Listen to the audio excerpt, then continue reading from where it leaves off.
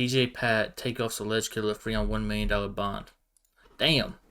Man, what's up, everybody? Welcome back to another episode of EOS. It's 1090 Jake, man. I'm rocking with y'all, and y'all rocking with me. And for this video, we're going to be speaking on DJ Pat, the alleged killer of Takeoff, being released on a $1 million bond. Damn. A major update in the tragic murder case of Takeoff is making its way through social media. 33-year-old Patrick Clark, the man charged by Houston police with firing the fatal shots that ended Takeoff's life, has now been released on a $1 million bond. On November 1st, 2022, police responded to shots fired at a bowling alley in Houston, where they discovered Takeoff, who'd been shot twice and pronounced dead at the scene. Amongst all the cell phone footage that would make its way to TMZ and the lack of actual witness statements, police would find a break in the case when viewing the surveillance footage, in which they were able to observe a man holding a wine bottle in one hand and firing a gun in the other. Fuck. That wine bottle would be recovered from the scene, and forensics were able to lift a fingerprint which identified their suspect, Patrick Clark, who's more commonly known throughout Houston as DJ Pat. Arrested in close proximity to his family's home address, investigators would discover DJ Pat applied for an expedited passport after the murder for an upcoming flight to Mexico, and as he was placed under arrest for first-degree murder, he'd be found with a large amount of cash. Initially, a judge would set the alleged killer's bail at an astounding $2 million, and a motion for reduced bail would ask the judge to reduce it down to just $1 million, and with defendants only needing to produce 10% for release, that would mean if DJ Pat could come up with $100,000, he'd be free. His lawyer would express how DJ Pat was one of 3 kids raised in the Houston suburb of Channelview, where he's lived his whole life. In fact, he still lives in his parents' house where he was born 33 years ago. Graduating high school and a current community college student, DJ Pat is currently employed as a disc jockey, even though he has no reported income. If released, Pat's lawyer expressed he'd be once again living with his parents, who were confident he'd show up to any future court dates. The motion for reduced bail would be granted on December 22nd with conditions. DJ Pat would be required to forfeit. That is crazy, bro. I thought they was talking about like 33 years old and he probably got his mom's crib passed down to him or some shit, but they talking about living with his mom too again. Damn.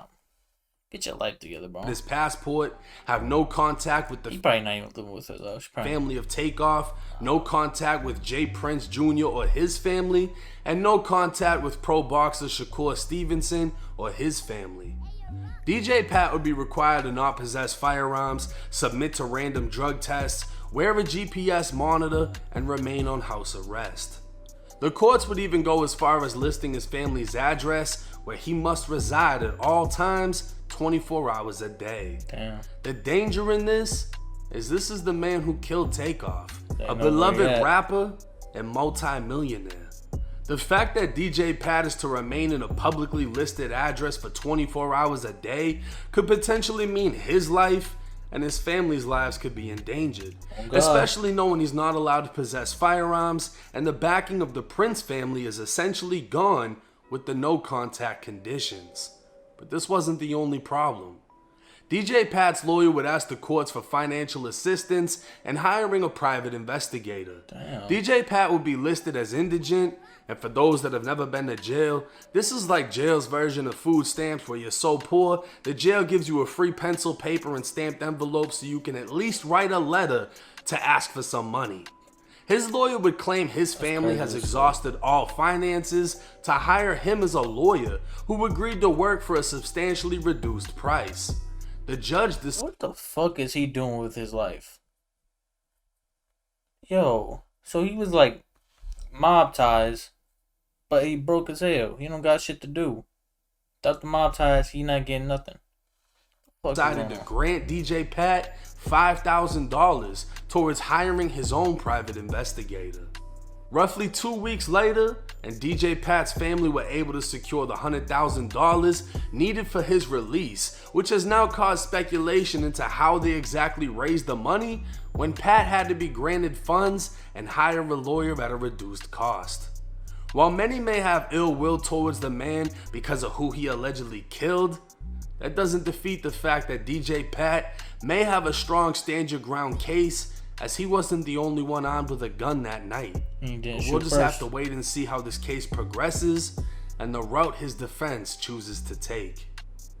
Now, this may be upsetting to many. This may be a sign of relief to some.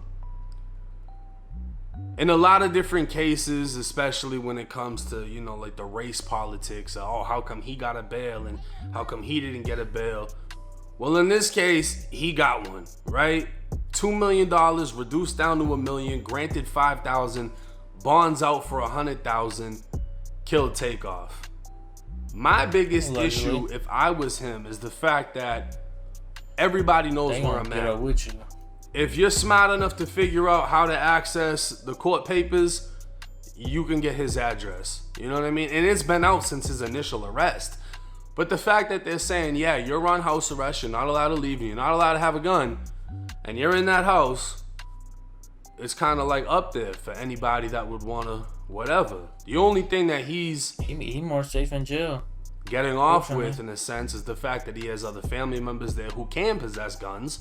So anybody even gets on their property, they're getting shot down, because that's just how Texas is. Oh yeah, about to say in Texas. And for two, he's in his home city. You know what I mean? It's not like he got booked in Atlanta for killing Takeoff and he has to remain in Atlanta, because that's pretty much a fucking suicide mission. He'd probably be better off inside of the jail. Now, looking at this case from an unbiased perspective, right? Take out the fact that most of us are fans of the Migos and specifically Takeoff. If you're in a crowd when an argument is going on and you have a gun on you and you see somebody else pull the gun out, you pull your gun out. I don't believe they clarified in the paperwork who shot first. Yeah, that's gonna be. But you fire your gun while you're holding your wine. You know, make sure you don't spill that. You start shooting. You hit somebody in the process of guns being exchanged. You know what I mean? This is gunfire. Like, everything about this situation is so fucking stupid. The fact that someone even shot in the crowd with all these video cameras on is wild to me. The fact that someone shot back is even crazier. The fact that you have your fucking drink in one hand and then you're shooting with the other one in a crowd of people and you hit fucking Takeoff out of all people in the head. Anybody getting that is crazy, but the fact that he shot somebody that was right in front of him is even crazier, bro. Like, some people just don't deserve to have guns. This is... You can't hear shit. Your ears are ringing. It's just a fucking sudden rush of adrenaline. And whoever's still standing when it gets quiet, you know, that's what it is. But in the midst of that confrontation, somebody dies and it just so happened you fired the gun that killed that person. My defense would clearly be, I saw somebody brandishing a weapon. I felt threatened. And return fire. I fired when they fired. Or whatever. I took the opportunity to fire first. You know what I'm saying? Like, however you gotta spin it, I'm still going with the self-defense. And as we've already covered in another video, DJ Pat beat another self-defense shooting in which somebody was wilding out in the club and DJ Pat and the security guard both opened fire and killed him. So this isn't his first rodeo with a situation like this. And Texas is Texas. If you are in fear, you can lethally Florida and Texas. Yourself. Same shit with Florida. You can use deadly force to protect yourself or protect others around you. But honestly, my first thought when I heard he got out on $1 million and only had to pay $100,000 is the Prince family. Like, all right, we know they're stacked up. This motherfucker ain't got no money. He's been a club promoter for what, like 10 years now? You know, you look on his Facebook, you can go way back, but he doesn't have any reported income, most likely because he gets paid in cash and he still lives with his parents. So he probably got a car with some rims or some bullshit because he doesn't have any property of his own. And you know, whatever. If his parents put up the house to get him out, however they fucking secured that situation, or somebody gave them some cash, because apparently he's not allowed to communicate with the Prince family, who I'm sure, if they were legally allowed to, would. I think it said, like, I think they said who bailed him out was like a citizen. It said like who's the Prince family? J Prince Jr., and all them. They got ties. They got ties. But yeah. Back him. Because in their point of view, he didn't do nothing wrong, right? Yeah, they said like a random citizen, or they had some word that I forget. They said some citizen paid for it. Somebody from the Migos side Bond is crazy. was the one that pulled out a gun. So Houston's gonna protect Houston at the end of the day, and you can't really say they're wrong for that. But regardless of how he was able to get out, the fact is he's out. And now it's gonna be a matter of what is the next move in the defense with this situation.